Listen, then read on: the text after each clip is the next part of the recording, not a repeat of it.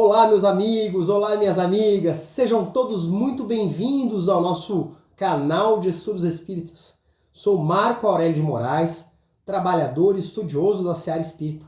Hoje estou aqui para compartilhar com vocês mais um vídeo objeto de estudo, Lei de Causa e Efeito, uma das vigas de sustentação da doutrina espírita. Portanto, hoje nós vamos estudar esse assunto, esse tão importante, tão relevante tema.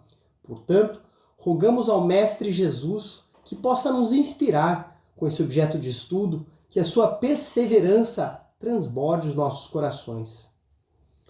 Devia ter amado mais, ter chorado mais, ter visto o sol nascer. Devia ter arriscado mais e até errado mais, ter feito o que eu queria fazer. Queria ter aceitado as pessoas como elas são. Cada um sabe a alegria e a dor que traz no coração. O acaso vai me proteger enquanto eu andar distraído. O acaso vai me proteger enquanto eu andar. O acaso. Será que o acaso pode proteger as pessoas? Será que aquilo que nós fazemos está predestinado a alguma coisa? Ou somos frutos de nossas escolhas? Afinal de contas, o que rege o universo? O acaso ou as nossas escolhas? Bem, para entendermos melhor isso, nós temos que ir para a etimologia da palavra acaso. Acaso vem do latim, prefixo a, negação, caso, causa. Acaso, aquilo que não tem causa. Muito bem. Para entender melhor tudo isso, a doutrina espírita me explicou tanta coisa, me preencheu. Preencheu meu coração, preencheu no sentido de entender por que coisas ruins podem acontecer a pessoas boas. Por que uma criança nasce com uma anomalia grave? Por que uma criança nasce e pouco tempo depois vem a desencarnar? Por que coisas boas acontecem com pessoas ruins? Por que há tanta desigualdade no mundo? E aqui, eu peço a você que pesquise cientificamente em cada doutrina. E se a resposta que melhor lhe aprouver for a de um padre, de um pastor, ou de um rabino, se apegue a ela. Mas olha, não briga com Deus não. Porque Deus quer a tua felicidade. E não adianta brigar com Deus. Porque aquilo que aparentemente parece para você que é injusto, não é. Certa feita, um homem estava numa caverna com seu filho. E lá nessa caverna, ambos caminhando, avistaram um grande paredão. E nesse paredão o menino falou: pai, veja só, olha o que eu vou fazer. E o menino gritou: ei, seu covarde! E a parede devolveu: ei, covarde, covarde, covarde. Ei, você é um fraco! Fraco, fraco, fraco. O menino virou-se para o pai e disse: pai, isso se chama eco. A professora da escola me ensinou. E o pai, pronto em responder, ensinando a lição ao seu filho, disse: filho, isso não se chama eco. Procure dizer outras coisas. Ei, você é capaz! Você é capaz. Ei, tenha coragem! Coragem, coragem, coragem. Viu? Filho, isso se chama vida. Se você colocar violência em seus movimentos, a vida lhe devolverá sofrimento. Agora, se você colocar amor, trabalho, bom senso, coragem, a vida lhe responderá da mesma maneira, com evolução. Portanto, que possamos ter discernimento em nossas escolhas, ter bom senso e principalmente coragem. Imaginem só a capa do Jornal de Amanhã. Pois é, eu ainda sou um dinossauro da época das pessoas que liam o jornal. Nos anos 90 havia um jornal chamado Notícias Populares, daqueles que a gente abre e sai sangue. Nesse jornal, imaginem só a notícia na manchete do Notícias Populares de amanhã. Mulher é morta por 10 machadadas nas costas pelo próprio marido. Motivo: queimou o feijão.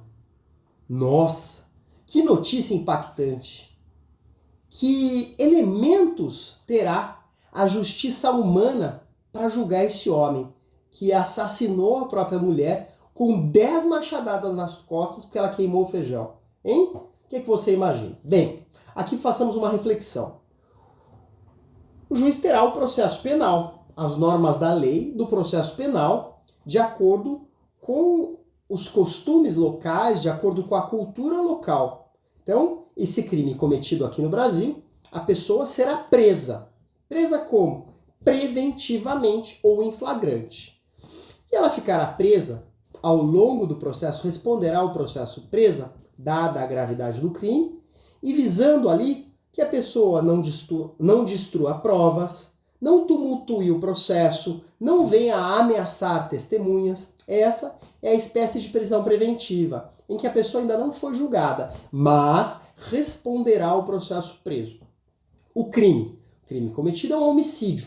Homicídio, a primeira coisa que o juiz avaliará, se é um crime que teve a intenção de matar, ou seja, se ele foi doloso, ou se não houve a intenção.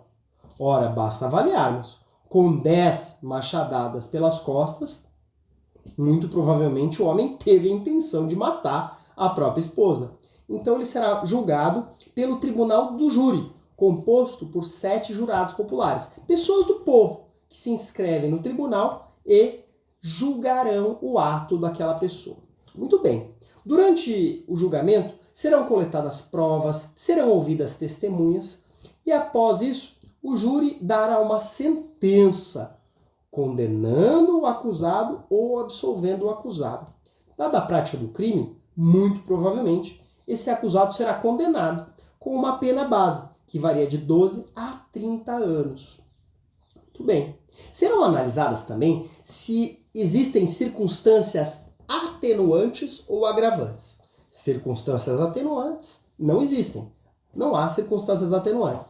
E agravantes?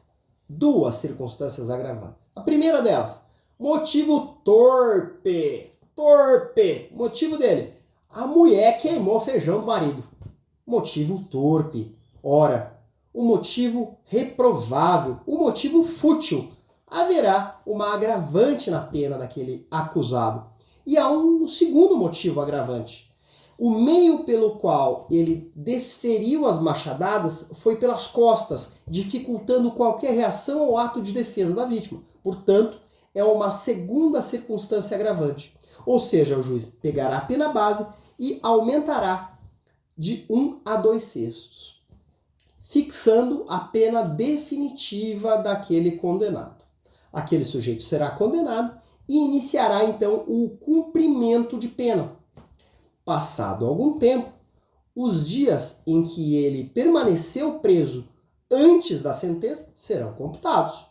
E os dias que ele vier a trabalhar no cárcere também serão computados. A cada 3 trabalhados, um dia remido.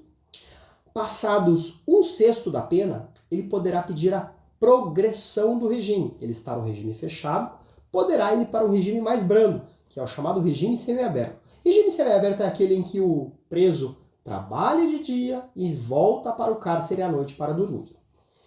Estando nesse regime passado mais 1/6, ele poderá, portanto, finalmente ir para o regime aberto e aí então ser reinserido na sociedade, como tantos casos de crimes de pessoas que cometeram e passado esse período voltam para a sociedade. Esses são os elementos da justiça humana. Muito bom. E a justiça divina?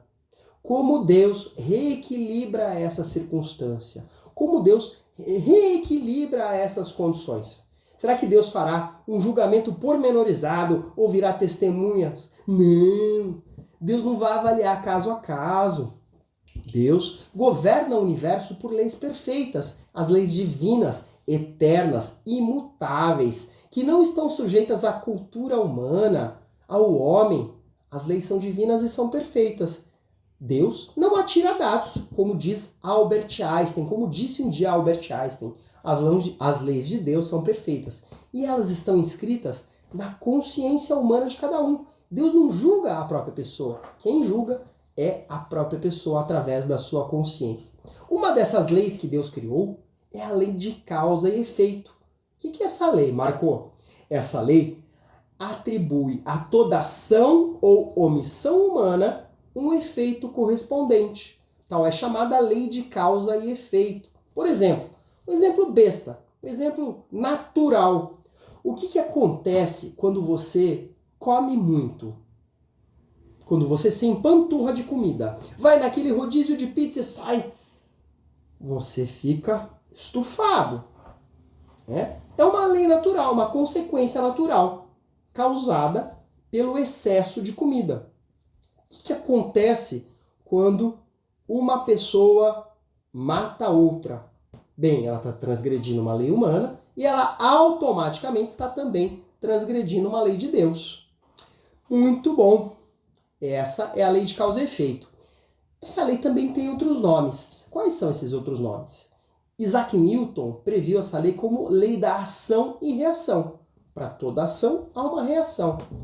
Alguns também conhecem como lei do retorno, e os hebreus chamavam como a lei da semeadura ou a lei do plantio e da colheita. Esses são os outros nomes da lei da causa e efeito.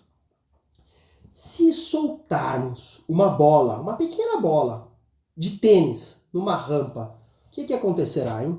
Bem, essa bola descerá. Essa bola descerá. E se nós jogarmos, atirarmos ela com mais força? Bem, ela vai vir com mais força. Assim é a lei de causa e efeito. Portanto, se nós analisarmos quais chances terá uma pessoa de passar uma prova, num concurso público, aquela pessoa que se dedicou, leu a literatura correspondente à prova, se dedicou, fez exercícios e vai prestar a prova, ou aquela pessoa que nada estudou, na véspera dormiu e foi fazer a prova? Obviamente a pessoa que mais se preparou. Então o acaso não rege o nosso universo. A cada um será dado segundo as nossas obras, assim como previu Jesus. É semeando que se planta, é semeando que se colhe. Não é possível semear trigo e colher uvas, não é? Então Jesus nos ensinou no Evangelho de Mateus, a cada um será dado conforme as suas obras, segundo as suas obras. E dentro da doutrina, nós podemos entender melhor, porque a lei da causa e efeito, ela tem a perfeição de inverter os polos. Hoje você agride, amanhã você é violentado.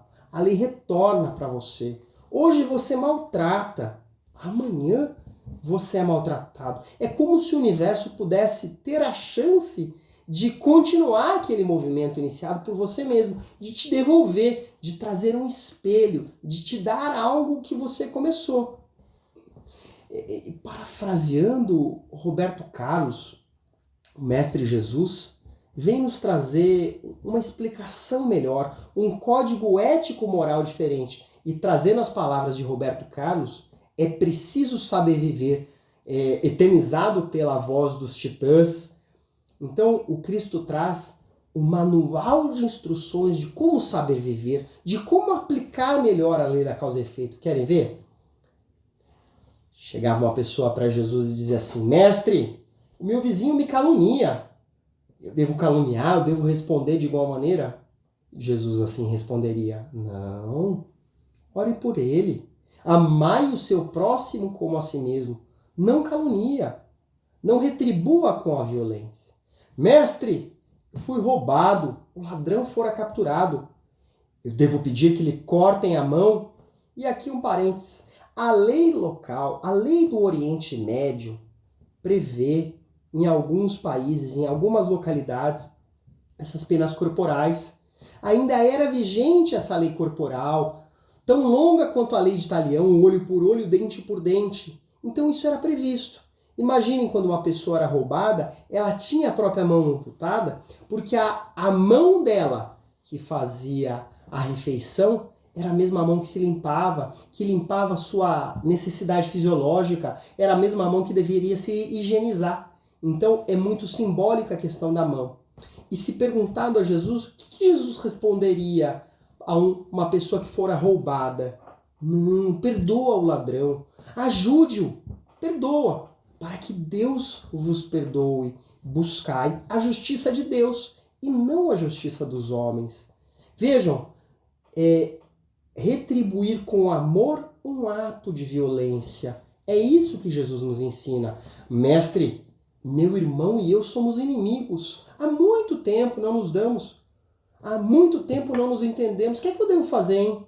Reconcilia-te com ele enquanto ainda caminham juntos. Amai o vosso inimigo. Ora, enquanto ainda estão vivos, enquanto ainda partilham da mesma terra, reconcilia-te com ele, porque depois, em planos diferentes, ficará mais difícil para que vocês se entendam. Reconcilia-te com ele, retribua com amor. Mestre, eu conheço a Torá, conheço as leis divinas, mas eu não consigo perdoar quem me fere. Fora da caridade não há salvação. Trabalha em prol da tua própria edificação. De nada adianta conhecer a lei divina e não aplicá-la. Será uma letra morta da lei. É preciso que você se edifique. Vós sois cartas vivas do Evangelho. Vós sois deuses. Um dia poderei fazer igual ou melhor do que eu faço. É isso que o Mestre nos ensina. Mestre, meu filho está doente, peça a Deus que o cure. Bem-aventurados os que sofrem, os que choram, pois que serão consolados. Tendes fé. Ou seja, o Mestre nos ensina a ter resignação, a ter bom ânimo, a ter coragem, porque nada ocorre sem as leis divinas. Tudo ocorre por um efeito. Todo o efeito ocorre por uma causa, é uma reação.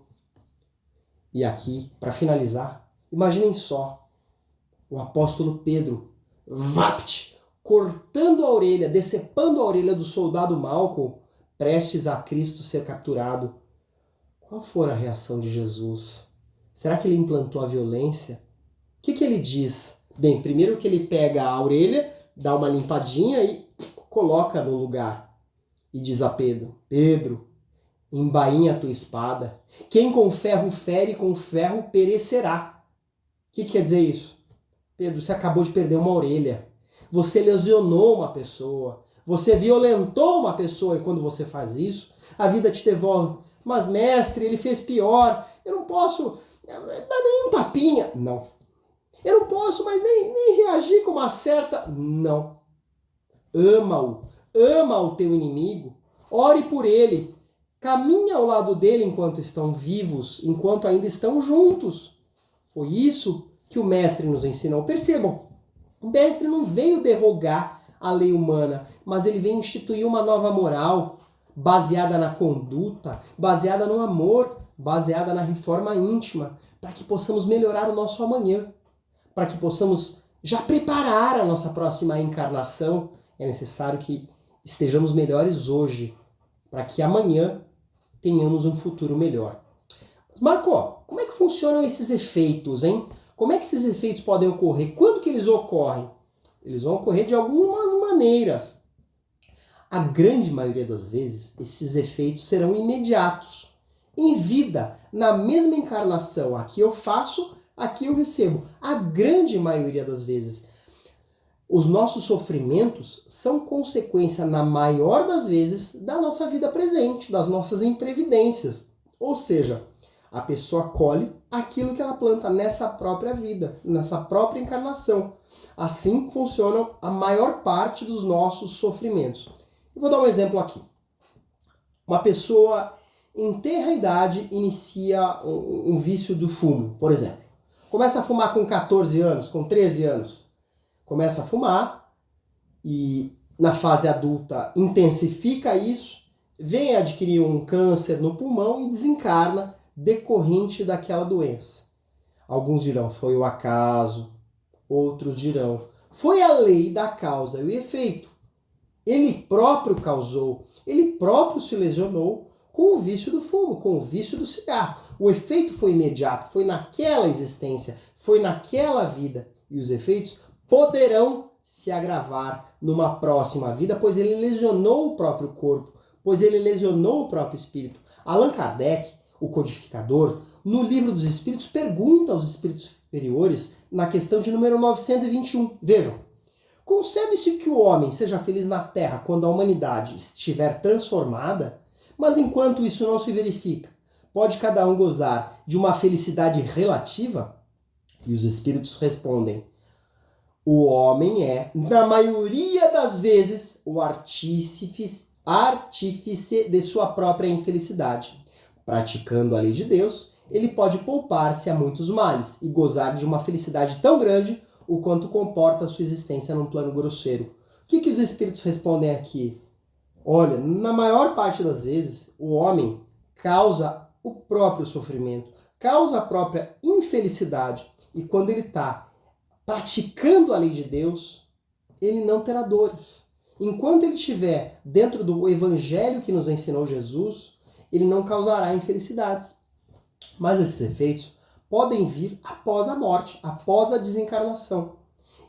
Como é que funciona? Sentidas no plano espiritual, sentidas após a perda do corpo físico, enquanto o espírito sofrerá as consequências da má escolha do corpo, das más condutas, como esse exemplo que eu dei, esse exemplo que eu acabei de dar, de uma pessoa tabagista que fumou e veio a desencarnar, ela sentirá os efeitos no plano espiritual. Como um exemplo prático de André Luiz, que fora considerado um suicida inconsciente ou um suicida indireto. Por quê? Porque ele fez mau uso do corpo. E ele narra isso na obra O Nosso Lar, pela psicografia de Francisco Cândido Xavier, quando ao desencarnar vem se encontrar no plano inferior, vem se encontrar num lugar de passagem chamado umbral, e lá os espíritos o atormentam e chamam o André Luiz de suicida. Mas por que suicida? Não me matei. Suicida porque você lesionou o seu próprio corpo, porque você abreviou a sua vida. É como o suicida direto, que se suicida e se encontra preso ao próprio corpo, se encontra ali, na lápide. Muitos espíritos vêm nas reuniões mediúnicas descrevendo dores atrozes, de estarem presos ao corpo, de se verem ainda sendo comidos pela própria terra por vermes. Por que isso acontece? Porque a lei da causa e efeito demonstra para aquela pessoa que ele fez mau uso do corpo. E ali o sofrimento vem como uma causa pedagógica. Então Deus está me punindo. Não, Deus não puniu ninguém. Deus está sendo pedagógico, mostrando que você fez mau uso daquele vaso biológico que houvera sido emprestado. Mas os efeitos também poderão ser sentidos ao longo de outra vida, ou na reencarnação, após aquela existência. A hipótese é que o homem é inocente em relação àquele sofrimento atual. É uma criança que eventualmente venha a nascer com uma moléstia grave. É um sofrimento que é inexplicável, que não tem causa atual naquela vida. Um sofrimento físico ou moral que pré-existe ao corpo. Deus, em sua infinita bondade e misericórdia, não é um cobrador infiel, não é um cobrador exterminador. Não. Deus dá ao homem a faculdade e a possibilidade de pagar essa dívida, de pagar esse débito em outras existências, parcelando o débito, feito Casas Bahia. Então, Deus, em sua infinita bondade e misericórdia, por vezes prepara o homem por outras reencarnações para que ele possa vir a pagar aquele débito, aquela existência que há 5, 10 existências anteriores ele terá que pagar aquele débito. Eu gosto de dar um exemplo que está previsto no livro Chico de Francisco, de Adelino Silveira, quando uma mãe chegou para Chico Xavier e disse: Chico, estou desesperada. O meu filho, com 5 anos, nasceu surdo, mudo, sem os 2 braços e agora adquiriu uma moléstia grave. E os médicos querem lhe amputar as 2 pernas. Chico, que mal meu filho fez. Peça a Deus que não proceda assim. O que eu devo fazer? E logo em seguida, compareceu o mentor Emmanuel e disse ao Chico: diga à nossa irmã que esse espírito, ora filho dela, vem de múltiplos suicídios. Nas últimas 10 encarnações, o filho dela se suicidou. E hoje ele está, por assim dizer, colhendo as consequências de seus atos, não pelas deformidades. E que esse mesmo espírito pediu que, se houvesse alguma chance de novamente se suicidar, que lhe fosse extirpada essa chance. Que agora ele, com 5 anos, estava desenvolvendo novas tendências suicidas e aproximando-se do lago com suas próprias pernas.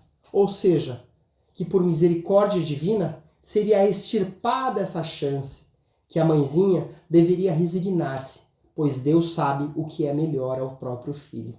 Aquilo que nós julgamos como uma dor é, na verdade, um processo educativo para que mudemos de hábito. Ou seja, esse é um exemplo de uma causa anterior, de um sofrimento que naquela vida não há nada, não há, naquela existência, não houvera sido causado aquele sofrimento. E as causas, hein? De onde surgem essas causas? Como que elas podem ter esses efeitos tão indesejáveis? Bem, tem 3 causas possíveis. Kardec diz que as causas podem ser atuais, ou seja, débitos causados na própria encarnação, causados pelo espírito. Eu gosto de dar um exemplo. É uma pessoa que tem uma vida normal, um trabalho normal, que é convidada a um ato ilícito, por exemplo, a roubar um banco, que lá ela vem, rouba o banco, troca tiros com a polícia e vem a desencarnar e morre. Ora, é uma causa atual, é uma escolha do espírito encarnado que, utilizando de seu livre-arbítrio, fez uma escolha errada e paga por isso naquela existência atual. Mas essa causa pode ser anterior à aflição, causada ainda pelo espírito em vida, mas sentidos com os efeitos após a morte, sentidos ali para simplesmente pagar um débito para uma reencarnação. O exemplo é o exemplo da Célia Diniz. Célia Diniz é escritora de inúmeros livros. Ela escreveu As Mães de Chico Xavier, ela conviveu com Chico, ela escreveu também o livro Vencendo a Dor da Morte. E ela narra que ela perde um filho com 3 anos de idade, que o filhinho dela caíra do colo da babá e que ela perdoara a babá. E numa conversa com Chico Xavier, Chico lhe responde: você perdoou a babá, não foi? Foi, Chico, eu fui tão bondosa, fui amorosa, pude perdoar a babá. E Chico então lhe responde: você acha que fez muito? Pois bem, o seu filho era para ter caído dos seus braços. Você não saberia lidar com tamanho remorso, com tamanha dor. Estava na programação dele desencarnar naquela idade por uma causa anterior. E por misericórdia divina, o seu filho caiu dos braços da babá. Esse é o exemplo de uma causa anterior à aflição. Mas pode ser também uma terceira causa. Não nos olvidemos que estagiamos aqui num mundo de provas e expiações, já pré-estabelecidas no plano espiritual. E aqui estamos sujeitos a causas diversas.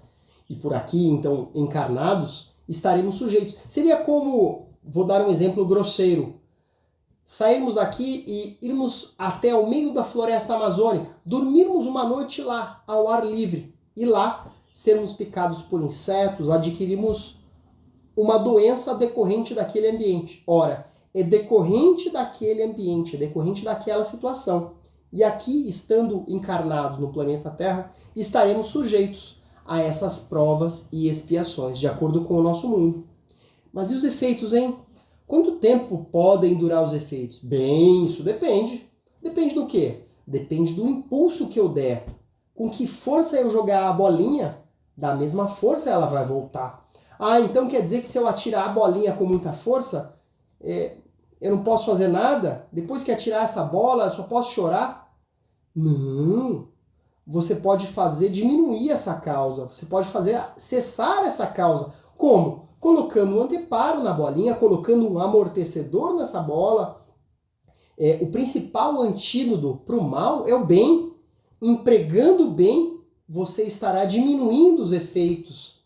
E aqui não basta ficar chorando o leite derramado. O que aconteceu, já aconteceu. Infelizmente, se você matou alguém, se você feriu alguém, já está feito. Mas você pode mitigar, você pode reduzir esses efeitos, empregando bem.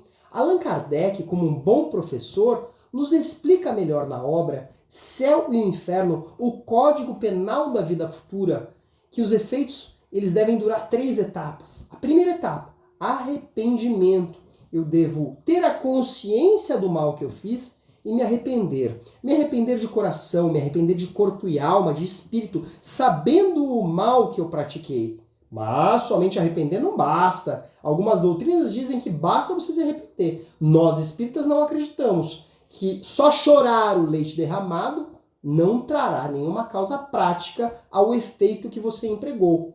Então a segunda fase é a fase da expiação. São as consequências do nosso ato, são as consequências educativas. Era tão fácil quando a pimenta ia no olho do meu vizinho, era tão mais tranquilo. Ah, mas quando cai no meu olho dói, não dói? Dói. Quando eu sou ferido, dói. E aí não é Deus sendo um juiz, um julgador. É Deus no sentido de um pai amoroso e educativo.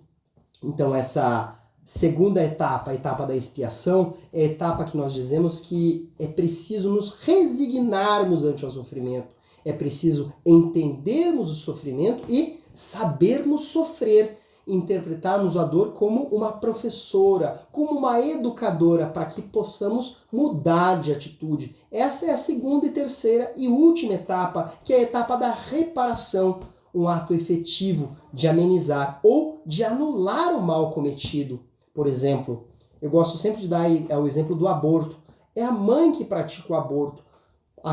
Aquela situação já foi cometida. Ah, mas ela está condenada para sempre? Não, ela não está condenada para sempre. Se ela não puder gerar uma nova vida, ela pode auxiliar pessoas a gerarem, trabalhar em prol da vida, dar o melhor dela em prol de pessoas, assistenciando mães a gerarem, trabalhar em prol de orfanatos, enfim, combater o mal feito com o bem, com uma boa ação. É viver o bem, não viver bem, é viver o bem, vivenciar o bem. Isso, de certa forma, anulará o mal ou mitigará os efeitos.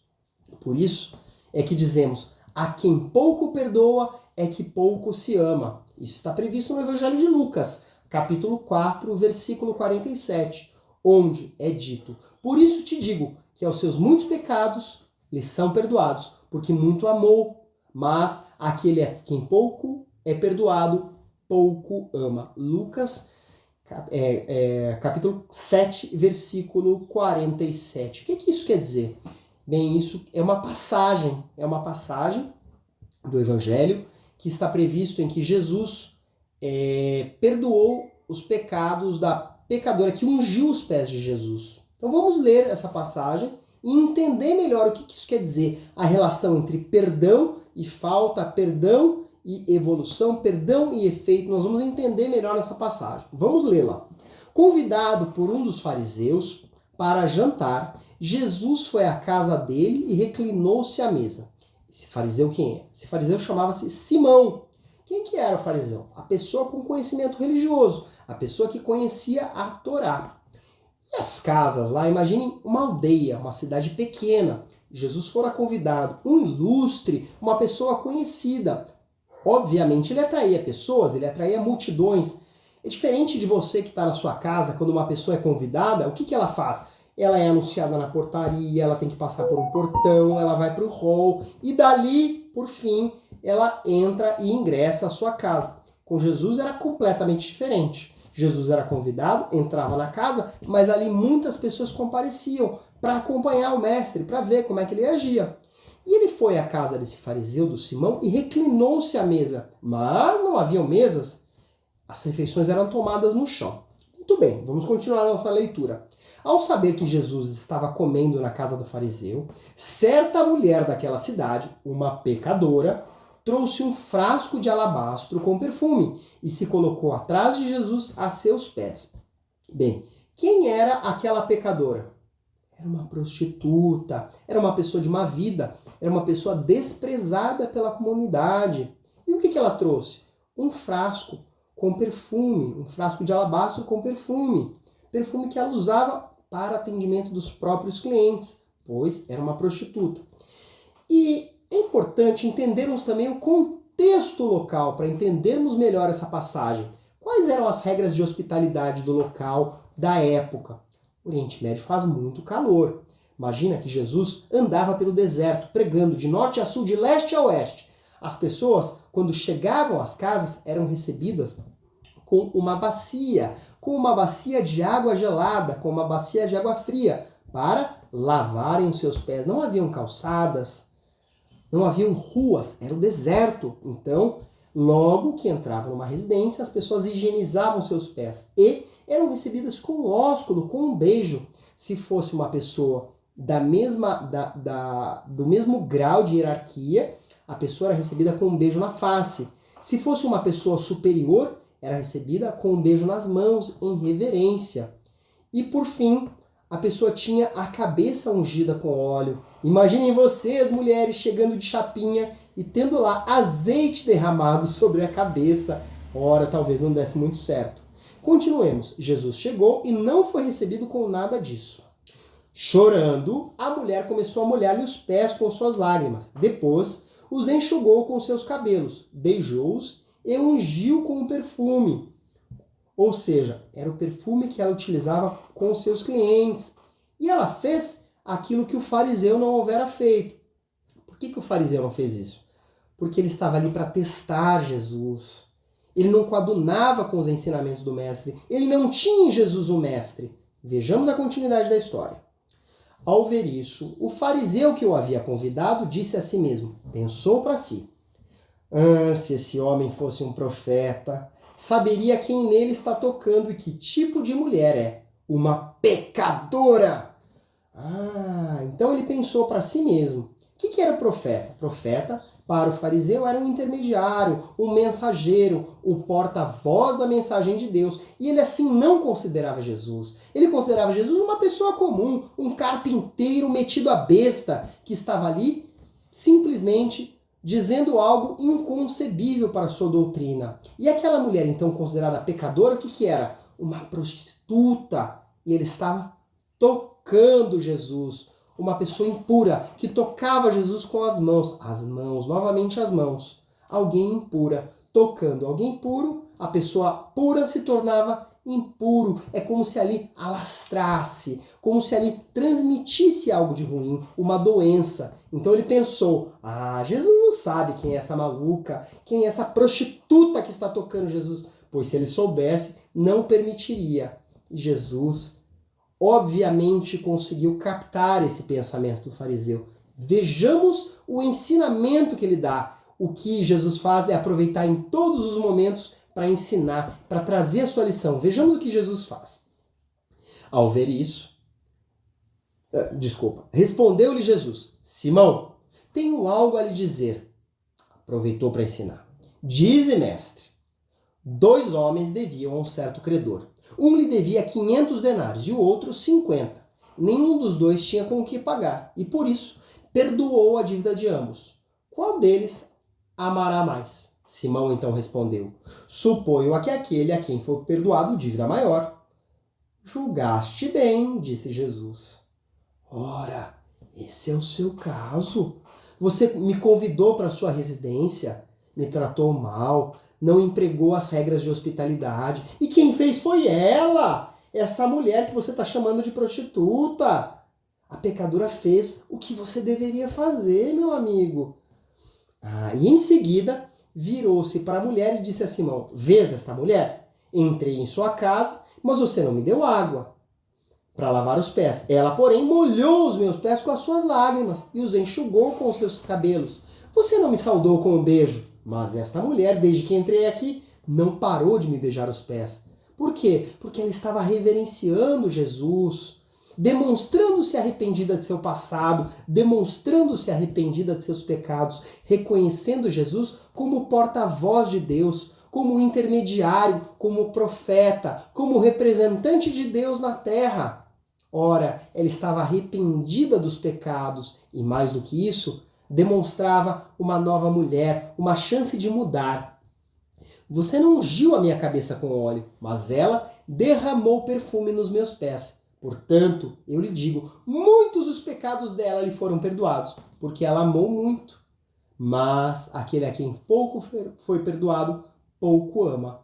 Era a resposta ao fariseu, orgulhoso, extremista, que conhecia da lei e não a aplicava. Tinha a lei divina apenas em seu lábio, não sabia perdoar, julgava aquela mulher pelo seu passado e aquela mulher havia sido despertada. Esse foi o momento da transformação moral dela, esse foi o momento da reforma íntima, momento em que ela roga o perdão, mas mais do que roga perdão, ela se transforma, ela deixa aquela vida, ela se modifica. Então, disse Jesus a ela: seus pecados estão perdoados. No sentido de atenuação das faltas, no sentido de reparação dos erros, de mudança de atitude. Ela mudou a chavinha, ela mudou a banda do celular, foi já para o 5G. Outros convidados começaram a se perguntar: quem é esse que até perdoa pecados? E Jesus disse à mulher: sua fé a salvou, vá em paz. Era uma resposta ao fariseu, uma resposta, parafraseando o apóstolo Pedro: o perdão cobre a multidão de pecados, a multidão de faltas. Pedro, capítulo 4, versículo 8. Meus amigos, que nós possamos entender o sentido da vida, atenuar as nossas más ações, tornando a vida mais leve. Se não conseguirmos ainda seguir exatamente a régua de Jesus, que nós possamos olhar para nós mesmos e, em hipótese alguma, nos revoltarmos com Deus, tentar passar essa encarnação sem murmurar, sem lamentar, trabalhando. E quando algo não sair exatamente como você planejar, não levanta o seu nariz orgulhoso para o céu e pergunte: Deus, por que comigo? Volta o seu olhar para a terra, para o chão, com humildade e diga: que assim seja, papai. Meus amigos, até o próximo.